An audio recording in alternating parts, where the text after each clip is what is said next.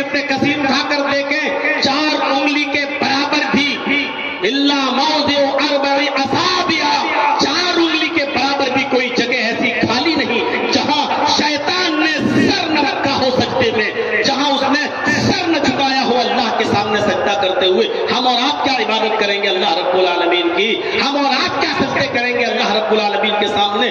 اتنے سجدے تھے ابلیس کے، اتنا وہ سجدہ کرتا تھا کہ ما فیہا موضع 4 اصابع، کوئی 4 انگلی کے برابر بھی کوئی جگہ ایسی خالی نہیں کہ جہاں اس نے سر نہ جھکایا ہو، سجدہ نہ کیا ہو عبادت، لیکن اس کے باوجود اس کو نکال دیا اللہ نے کہ اب تیری ضرورت نہیں، رامدہ درگاہ کر دیا۔ اے بڑے بڑے حاجیوں، نمازیوں، ساہوکاروں، چودھریوں، تہجد گزاروں، بڑی بڑی لمبی داڑیاں رکھ کر فجر کی نماز جماعت کے ساتھ پڑھنے والوں، لیکن اپنے بھائیوں کا حق مار کے کھا جانے والوں، ان پر ظلم کرنے والوں، شادیوں میں اپنی بیٹی کو 8-10 لاکھ کا جہیز دے کر، فارچونر 4 ویلر دے کر، پوری وراثت سے اپنی بیٹی اور اپنی بہن کا حق مار کر کھا جانے والوں، غور کرو عبادت میں شیطان بھی پیچھے نہیں تھا۔ اس نے اتنے سجدے کیے اس زمین کے اوپر کہ اس کے سجدوں کا احاطہ نہیں کر سکتے ہو۔ اس نے اللہ کی کے ساتھ کسی کو شریک نہیں کیا تھا، اس نے اللہ کی عبادت میں کوئی کمی نہیں رکھی تھی، اور وہ شیطان اللہ کے سامنے سجدہ کرنے کا انکاری بھی نہیں تھا، لیکن اس نے آدم کو سجدہ نہیں کیا، اللہ کا ایک حکم نہیں مانا، صرف ایک حکم اور نکال دیا گیا۔ یہاں تو زمین و جائیدادیں قبضہ کیے بیٹھے ہیں، سگا بھائی سگے بھائی کو کھایا جا رہا ہے، بھائی اپنی بہنوں کا حق مار کے کھائے جا رہے ہیں، باپ اپنی بیٹیوں کا حق مار کے کھایا جا رہا ہے۔ میرے بھائیوں، بہت سوچ سمجھ میں نے پوچھا تھا فاروق عبداللہ صاحب سے کہ آپ کی کمیٹی کی طرف سے کوئی موضوع ہے مجھے، یا میں اپنی طرف سے رکھ لوں؟ میں نے کل یا پرسوں ہی پوچھا تھا تو شیخ نے کہا کہ نہیں، ہماری طرف سے تو کچھ نہیں، اصلاح معاشرے پہ رکھے تو بہتر ہوگا، ورنہ آپ جیسا بہتر سمجھیں۔ تو بہت سوچ سمجھ کر میں نے اس ٹاپک کو اٹھایا کہ آج اس چیز کی ضرورت ہے۔ آج حاجی سمجھتا ہے کہ میں نے نماز پڑھ لی، ہو گئے بس پار صاحب، یہاں مرے ڈائریکٹ جنت الفردوس میں داخل۔ یہاں جو آدمی بیچارہ جس کی فجر کی نماز کبھی جماعت سے نہیں چھوٹتی، وہ سمجھتا ہے کہ ہم مرے اور سیدھے جنت کے اندر ہم داخل ہو جائیں گے، ہم تو ماشاءاللہ تہجد گزار ہیں، ہم فجر کی نمازیں پڑھتے ہیں۔ میرے بھائیوں، شیطان نے 4 انگلی کے برابر بھی جگہ نہیں چھوڑی جہاں سجدہ نہ کیا ہو، لیکن اس کے باوجود اس نے راندہ درگاہ ہو گیا۔ کیوں؟ کیونکہ جب اللہ نے حق دے دیا آدم کو سجدہ کرو، اب یہ حقوق العباد میں شامل ہے، تم آدم کا کو سجدہ کرو تو آدم کا حق ادا ہوگا، اور نہیں وہ حقوق اللہ میں کمی نہیں کرتا تھا، حقوق العباد میں کمی کی راندہ درگاہ کر دیا گیا۔ وہ اللہ کے سامنے سجدے میں کمی نہیں کرتا تھا، لیکن اس نے آدم کا حق ادا نہیں کیا، نکال دیا گیا۔ یہ ہے حقوق العباد۔ نماز پڑھنے والوں سوچو، بے نمازیوں سے تو آج ہمارا کوئی خطاب ہی نہیں ہے، ان سے تو ہمیں کوئی مطلب ہی نہیں ہے۔ یہاں تو ہم تہجد گزاروں کو مخاطب کر رہے ہیں، یہاں تو ہم ان نمازیوں اور فجر کے میں جماعت نماز پڑھنے والوں سے میں کہہ رہا ہوں، ذرا نماز پڑھنے جا رہے ہو، ذرا سوچو کہ ہم کسی کا حق تو نہیں مار رہے ہیں۔ سوچئے گا، جائیے گا اور ٹھنڈے دل سے سوچئے گا سوتے وقت۔ نماز بھی پڑھتے ہیں تو مونچھوں پہ ہاتھ پھیرتے ہوئے، داڑھی سہلاتے ہوئے، ایسے لگتا ہے جیسے اللہ پر بہت بڑا احسان کرتے ہوئے آ رہے ہیں۔ میرے بھائیوں، وَاعْبُدُوا اللَّهَ وَلَا تُشْرِكُوا بِهِ شَيْئًا، اللہ عبادت اللہ ہی کی، اس کے ساتھ کسی کو شریک نہیں، اور اس کے بعد حقوق العباد کا تذکرہ۔ حقوق العباد میں جو رشتے آئے ہیں وہ بعد میں اس کا تذکرہ۔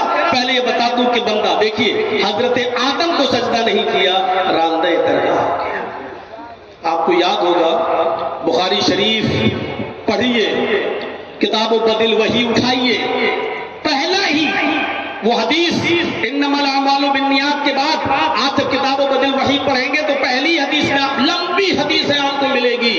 نبی اکرم صلی اللہ علیہ وسلم کئی دن کا کھانا لے جایا کرتے تھے، غار حرا کے اندر اللہ کی عبادت میں مصروف رہا کرتے تھے کہ ایک دن جبرائیل امین آئے، نبی اکرم صلی اللہ علیہ وسلم کے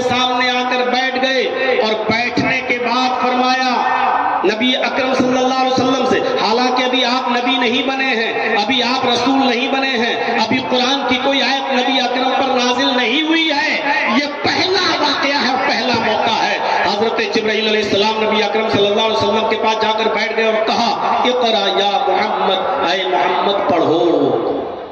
کیا کہا؟ اقرا یا محمد، اے محمد پڑھو صلی اللہ علیہ وسلم۔ محمد رسول اللہ صلی اللہ علیہ وسلم نے جو جواب دیا وہ وہی جواب تھا ہی، اور فطری طور پر جس انسان نے کبھی کوئی کتاب نہ پڑھی ہو، جس کو کوئی پڑھایا نہ گیا ہو، اس کا وہی جواب ہوگا، اور وہی جواب اللہ کے نبی نے دیا، ما انا بقاری، میں پڑھا ہوا نہیں ہوں۔ پہلے تو ڈر گئی، یہ آیا کون ہے؟ آج تک کوئی نہیں آیا غار ہرا میں، یہ کون ہے؟ اور آتے ہی مجھ سے کہہ رہا کہ پڑھو، ما انا بقاری، میں پڑھا ہوا نہیں ہوں۔ بخاری کے الفاظ، اللہ کے نبی فرماتے ہیں کہ اس نے مجھے پکڑا، اپنے سینے سے لگایا، اور اس نے اتنی زور سے مجھے دبایا کہ مجھے ایسا لگا کہ کہیں میری جان نہ چلی جائے۔ اس نے اتنی زور سے مجھے دبایا کہ مجھے ایسا لگا، ایسا محسوس ہوا کہ کہیں میری جان نہ چلی جائے۔ اس کے بعد اس نے چھوڑا، اور چھوڑنے کے بعد پھر اس نے کہا اقرا یا محمد، اے محمد پڑھو۔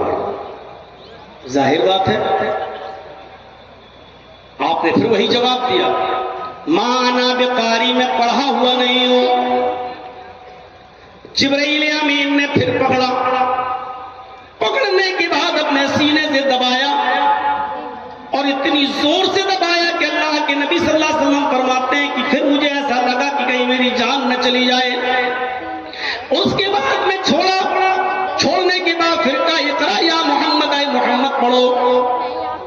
بار بار تم مجھ سے پڑھنے کے لیے کہہ رہے ہو، میں نے تم کو جواب دیا کہ ما انا بقاری، میں پڑھا ہوا نہیں ہوں۔ بعض دوسری روایتوں میں یہاں تک آتا ہے کہ اللہ کے نبی نے تیسری بار اس سے کہا ماذا کرو، مجھ سے بار بار کہنے والے پڑھو پڑھو پڑھو، تم ہی بتاؤ کہ میں کیا پڑھوں، جبکہ میرا جواب یہ کہ ما انا بقاری، میں پڑھا ہوا نہیں ہوں۔ تو اب آپ ہی بتاؤ کہ میں کیا پڑھوں، بار بار کہہ رہے ہو پڑھو، تو تم ہی بتاؤ میں کیا پڑھوں۔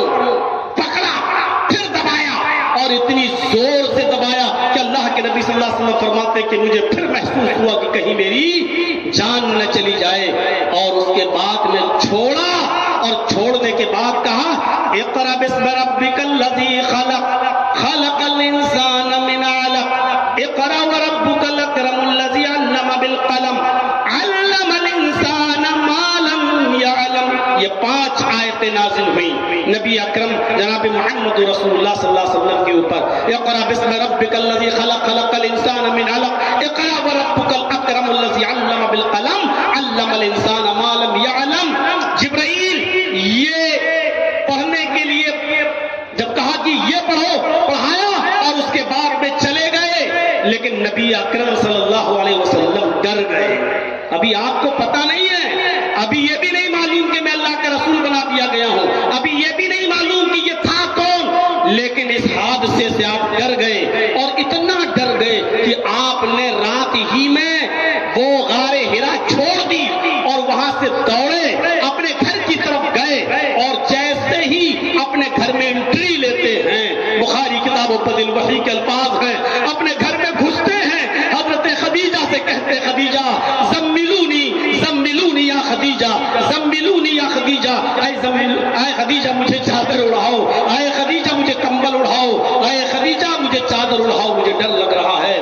حضرت خدیجہ رضی اللہ تعالیٰ عنہا نے نبی اکرم صلی اللہ علیہ وسلم کے اوپر کمبل ڈال دیا، کوئی چادر ڈال دی، اڑا دیا آپ کو، حتی ذہب عنہ الرعب، جو خوف، جو دہشت نبی اکرم صلی اللہ علیہ وسلم کے دل میں لگی ہوئی تھی کہ وہ کون تھا، کیا تھا، کوئی جنات کا سایہ تو نہیں تھا، کوئی شیطان کا اثر تو نہیں تھا، کیا تھا وہ، کون تھا، کتنی طاقت تھی اس کے اندر، اس نے دبایا، مجھے لگا جیسے کہیں میری جان نہ چلی جائے۔ وہ آپ سوچتے رہے، اور اس وقت تک لیٹے رہے جب تک کہ یہ خوف، یہ دہشت نبی اکرم کے دل سے جب تک دور نہیں ہو گئی۔ پھر حضرت خدیجہ رضی اللہ تعالیٰ عنہا کو پورا واقعہ واقعہ بیان کیا. اے خدیجہ آج میرے ساتھ ایسا ہوا, اے خدیجہ آج میرے ساتھ یہ ہوا. آج کوئی آیا, اس نے مجھ سے کہا اقرا یا محمد, اے محمد پڑھو. میں نے کہا ما انا بقاری. پورا واقعہ بیان کر دیا کہ ایسا ایسا ہوا. خدیجہ اس نے اتنی تیز دبایا کہ مجھے لگا کہ کہیں میری جان نہ چلی جائے. لقد خشیت علی نفسی. خدیجہ مجھے اپنی جان کے جانے کا ڈر ہے. مجھے ڈر لگ رہا ہے کہ کوئی شیطان تو نہیں, کوئی جنات کا سایہ تو نہیں, کیا ہے. مجھے اپنی جان کا خطرہ ہے, مجھے اپنی جان کے جانے کا خدشہ لگ رہا ہے. میرے بھائیوں, حضرت خدیجہ کو جب یہ پورا واقعہ بیان کیا تو حضرت خدیجہ رضی اللہ تعالیٰ عنہا نے نبی اکرم کے جو اوصاف بیان کیے, آپ کے بارے میں جو کچھ بتایا, جو کچھ بیان کیا, اس کو سنیے. فرمایا کلا واللہ لا یخزیک اللہ ابدا انک لتصل الرحم وتحمل الکلا وتکسب المعدوم وتقری الضیف وتعین علی نوائب الحق. میرے بھائیوں, یہ اوصاف حمیدہ بیان کی حضرت خدیجہ رضی اللہ تعالیٰ عنہا نے نبی اکرم کے. یہ وصف, یہ وشیشتائیں, یہ اوصاف محمد رسول اللہ کے اندر اس وقت بھی تھے جب آپ نبی نہیں بنے تھے. میرے بھائیوں, پھر نبی بن جانے کے بعد, رسول بن جانے کے بعد آپ نے ان رشتہ داریوں اور ان حقوق کو کتنا ادا کیا ہوگا. جب رسالت سے پہلے, نبوت سے پہلے جب نبی اکرم کا یہ حال تھا, غور کرو, حضرت خدیجہ نے کہا نہیں, ایسا کیسے ہو سکتا ہے. آپ کو اپنی جان کا خطرہ کیوں ہے, آپ کیوں ڈر رہے ہیں. آپ کے اوپر کوئی جنات, کوئی شیطان کیسے حملہ کر سکتا ہے. نہیں, لا یخزیک اللہ ابدا. اللہ آپ کو کبھی رسوا نہیں کرے گا, اللہ آپ کو کبھی ضائع نہیں کرے گا. کیوں نہیں کرے گا, اس کا ریزن بتایا ہے, اس کی وجہ بتائی ہے. انک لتصل الرحم. آپ تو رشتہ داریوں کو جوڑتے ہیں, آپ تو قرابت داروں کا خیال رکھتے ہیں, آپ تو رشتہ داریوں کو ملاتے ہیں. رشتہ داریوں کو کاٹنے والوں سنو, یہ پہلا بس حضرت خدیجہ نے بیان کیا, اور یہ نبی اکرم کے اندر پہلا بس اس وقت بھی موجود تھا جب آپ نبی نہیں بنے تھے, جب آپ رسول نہیں ہوئے تھے. غور کیجئے, جس نبی کی تعلیم, جس نبی کا معمول یہ رہا ہو, عادت نبی بننے سے پہلے رشتہ داریوں کو جوڑنے کی رہی ہو, نبی بننے کے بعد اس نے رشتہ داریوں کے مقام و مرتبے کو کتنا بلند کیا ہوگا اور کتنا اونچا کیا ہوگا. انک لتصل الرحم. آپ تو رشتہ داریوں کو جوڑتے ہیں. وتحمل الکلا. آپ تو بے کسوں کا بوجھ اٹھاتے ہیں, جو بوجھ سے دبا جا رہا ہے آپ اس کا بوجھ اپنے سر پر لاد لیتے ہیں اور اس کو اس کے گھر تک پہنچا دیتے ہیں. آج کے زمانے میں کوئی کر کے دیکھ لے, انسلٹ ہو جائے گی, اس کی عزت کا جنازہ نکل جائے گا. چیئرمین ہے صاحب علاقے کا, میں اس کا آدھا بوجھ اپنے سر پہ لاد کے اس کے گھر تک پہنچاؤں گا, عزت کا جنازہ نکل جائے گا. ارے ایسا کیسے ہو سکتا ہے کہ میں اس کا بوجھ اپنے سر پہ لادوں. تحمل الکلاب. تو بے کسوں کا بوجھ اٹھاتے ہیں. وتکسب المعدوم. آپ تو محتاجوں کو کما کر کھلاتے ہیں, آپ ان کے کام آتے ہیں. جو کمائی آپ نے کمائی ہے, بکریاں چرا چرا کر, جنگلوں میں جا جا کر, کپڑا بیچ بیچ کر, آپ نے بزنس کر کے, پھیری کر کے, تجارت کر کے جو آپ کماتے ہیں, آپ محتاجوں پر وہ خرچ کر دیتے ہیں. آپ تو محتاجوں کو کھانا کھلاتے ہیں, آپ تو ان کو کما کر دیتے ہیں. وتقری الضیف. آپ کے اندر چوتھی خوبی ہے کہ آپ کے گھر سے کوئی مہمان بھوکا نہیں جاتا ہے, آپ تو مہمان نوازی کرتے ہیں. آپ خود بھوکے رہ جاتے ہیں لیکن مہمان کی مہمان نوازی میں کمی نہیں آنے دیتے. وتعین علی نوائب الحق. مشکل حالات میں بھی آپ امر حق کا ساتھ دیتے ہیں, سچی بات کا ساتھ دیتے ہیں. راہ گمگشتہ کو آپ راستہ دکھاتے ہیں, اس کو اس کی منزل تک پہنچاتے ہیں. میرے پیارے ساتھیوں, غور کرو, حضرت خدیجہ نے یہ نہیں کہا کہ آپ تو اللہ کی بہت عبادت کرتے ہیں, کئی کئی دن کا کھانا لے جاتے ہیں اور آپ تو اللہ کی عبادت میں لگے رہتے ہیں, آپ تو صرف اسی کے سامنے سجدہ کرتے ہیں. یہ خوبی بیان نہیں کی. حضرت خدیجہ نے کہا آپ کو اللہ ضائع کر ہی نہیں سکتا, آپ کو اللہ رسوا کر ہی نہیں سکتا, آپ کو اللہ برباد کر ہی نہیں سکتا. اور اس کی وجہ یہ ہے کہ آپ اللہ کے بندوں کے ساتھ آپ حقوق العباد کا لحاظ رکھتے ہیں، خیال کرتے ہیں، آپ اللہ کے بندوں کے ساتھ اچھا سلوک رکھتے ہیں، رشتہ داری کو جوڑتے ہیں، بے کسوں کا بوجھ اٹھاتے ہیں، محتاجوں کو کھانا کھلاتے ہیں، مہمان نوازی کرتے ہیں اور مشکل حالات میں امر حق کا ساتھ دیتے ہیں، یہ خوبیاں آپ کے اندر ہیں، تو پھر آپ کو اللہ برباد کیسے کر سکتا ہے؟ آپ کو اللہ ضائع کیسے کر سکتا ہے؟ میرے پیارے ساتھیوں، اندازہ لگائیے، یہ ہے حقوق العباد۔ نبی اکرم جناب بخاری کی روایت ہی ہے، حضرت محمد رسول اللہ صلی اللہ علیہ وسلم نے ایک مرتبہ مجلس میں تمام صحابہ سے جب پوچھا تو یہی تو کہا تھا، من اصبح منکم اليوم صائما، آج کون ایسا شخص ہے جس نے صبح اس حال میں کی کہ وہ روزے سے ہو، نفلی روزے کے بارے میں، تو ابو بکر صدیق ہی اٹھے تھے۔ پھر آپ نے کہا کہ من اصبح منکم، آج کس نے صبح اس حال میں کی کہ اس نے کسی مسکین کو اور محتاج کو کھانا کھلایا ہو؟ پھر آپ نے پوچھا ایسا کون ہے جس نے آج کسی بیمار آدمی کی عیادت کی ہو؟ من اصبح منکم، تم میں سے کون ہے جس نے آج عاد منکم مریضا، جس نے آج کسی مریض کی عیادت کی ہو؟ پھر آپ نے پوچھا تم میں سے کون ہے آج جس نے صبح اس حال میں کی ہو کہ وہ کسی جنازے میں شرکت کیا ہو اور کسی مسجد کے ساتھ ساتھ قبرستان تک اس کے ساتھ گیا ہو؟ میرے بھائیوں، چاروں بار میں حضرت ابو بکر صدیق ہی اٹھے، حضرت ابو بکر صدیق اٹھے، میں نے ہی مسکین کو کھانا کھلایا، میں ہی بیمار کو آج دیکھنے گیا، میں ہی آج ایک جنازے میں شرکت بھی کی، اس کی نماز جنازہ بھی پڑھائی اور اس کو قبر میں اتارا بھی، یہ ساری خوبیاں میرے اندر آج میں نے اس حال میں صبح کی ہے۔ ہاں، اس کے ساتھ ساتھ حقوق اللہ بھی ادا کیا، وہ الگ بات ہے کہ روزہ فرض نہیں تھا لیکن اس کے باوجود میں نے نفلی روزہ رکھا۔ ایک کام تھا صرف نفلی روزہ، بقیہ تینوں چیزیں جو بتائیں وہ حقوق العباد سے تعلق رکھتی ہیں۔ تو اللہ کے نبی صلی اللہ علیہ وسلم نے کیا فرمایا؟ جس نے صبح اس حال میں کی وہ جنت میں میرے ساتھ ہوگا، وہ جنت میں داخل ہوگا۔ اے ابو بکر، تم جنت کے اندر داخل ہوگے۔ میرے پیارے ساتھیوں، غور کرو، حقوق العباد کی یہ اہمیت ہے، حقوق العباد کا یہ مقام اور یہ مرتبہ ہے۔ آج ہم کیا حقوق العباد کا خیال رکھ رہے ہیں؟ جائیے گا، سوچئے گا، ہمارا پڑوسی کے ساتھ کیا معاملہ ہے؟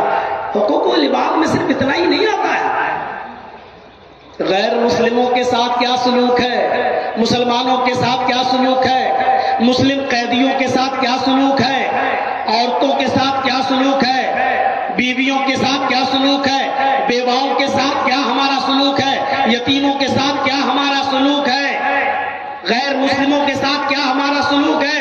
ارے شریعت نے تو جانوروں تک کے حقوق بیان کیے ہیں، اور پڑھیے گا جانوروں کے چیپٹر کو کھول کے اللہ کے نبی صلی اللہ علیہ وسلم نے یہاں تک متعین کیا ہے کہ اگر کوئی جانور تم پالے ہوئے ہو اور کھیت جوتنے کا کام لیتے ہو اس سے کھیتی باڑی کا، تو اس کے اوپر کتنا بوجھ لاد سکتے ہو اور کتنی دیر اس سے کام کرا سکتے ہو اور کتنی دور بیٹھ کر اس پر سفر کر سکتے ہو اور اس کے اوپر کتنا بوجھ لاد سکتے ہو، یہ ساری چیزیں شریعت میں موجود ہیں اور شریعت اس سے بھری پڑی ہوئی ہے۔ جو شریعت جانوروں تک کے حقوق میں کمی نہ ہونے دیتی ہو اور ہمیں حکم دیتی ہو کہ جانوروں کے ساتھ بھی اچھا سلوک ہو، وہ حقوق العباد کے معاملے میں کتنی میرے بھائیوں چوکس ہوگی اور ہمارے اوپر کتنا بار ڈال رہی ہوگی کہ تم حقوق العباد کا خیال رکھو۔ وہ حدیث تو آپ نے سنی ہوگی، حدیث قدسی ہے مسلم شریف کی، 20 مرتبہ آپ نے اپنے علاقے کے علماء سے سنا ہوگا، 20 مرتبہ آپ نے اپنے علاقے کے علماء سے سنا ہوگا۔ حدیث قدسی ہے، وہ حدیث قدسی کہتے ہی اسی کو ہیں جس میں اللہ کے نبی صلی اللہ علیہ وسلم یہ کہیں کہ اللہ فرماتا ہے، نبی اکرم صلی اللہ علیہ وسلم کہیں کہ اللہ نے فرمایا، وہ حدیث قدسی کہلاتی ہے۔ قیامت کے دن اللہ رب العالمین ایک شخص کو بلائے گا، سیدھے اس سے یہی سوال کرے گا، مسلم شریف کی حدیث، اے میرے بندے، دنیا میں بھوکا تھا، تو نے مجھے کھانا کیوں نہیں کھلایا؟ کیسا لگ رہا ہے؟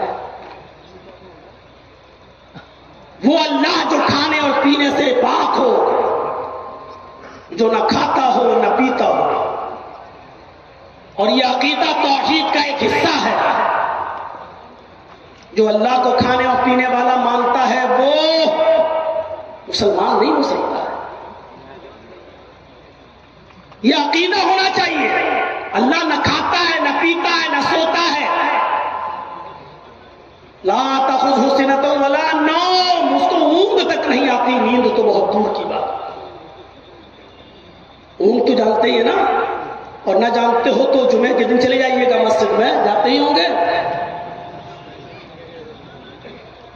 اور کوئی مولانا صاحب بیچارے سیدھی سیدھی تقریر کر رہے ہوں, جیسے کتاب پڑھی جاتی ہو اس انداز میں سمجھا رہے ہوں, تو یہ اس کو یہ بھی نہیں آتا. لیکن قیامت کے دن اللہ ایک انسان کو بلائے گا, ادھر آؤ, اس سے کہے گا دنیا میں بھوکا تھا, تو نے مجھے کھانا کیوں نہیں کھلایا؟ اور اس آدمی کا جواب بھی یہی ہوگا, اے اللہ تجھے کون کھلائے گا اور کیسے کھلا سکتا ہے, تو تو کھاتا ہی نہیں. اے اللہ تو تو ساری کائنات کو کھلانے پلانے والا ہے, پھر تو کیسے؟ اس کے جواب میں اللہ رب العالمین جو کہے گا, اے میرے بندے دنیا میں میرا فلاں بندہ بھوکا تھا. اے میرے بندے دنیا میں میرا فلاں بندہ بھوکا تھا, اگر تو نے اس کو کھلایا ہوتا تو تو مجھے اس کے پاس پاتا. اس کے پاس پاتا مطلب یہ تھوڑی کہ میں وہاں موجود ہوتا, یعنی میں تیری مدد کے لیے حاضر رہتا.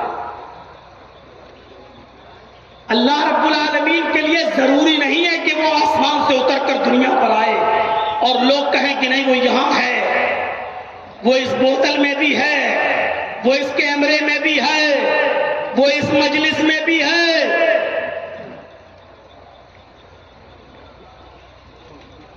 اللہ آسمان پر ہے, ثم استوى علی العرش, وہ عرش پر ہے. ہاں اس کا علم ہر جگہ ہے, وہ اپنے علم کے اعتبار سے ہر جگہ. میرے بندے اگر تو نے اس کو کھلایا ہوتا تو تو مجھے اس کے پاس پاتا, نہیں میں تیری مدد کرتا. جب تو اس کا نہیں ہوا تو میں تیرا نہیں, کیوں تیری مدد کروں؟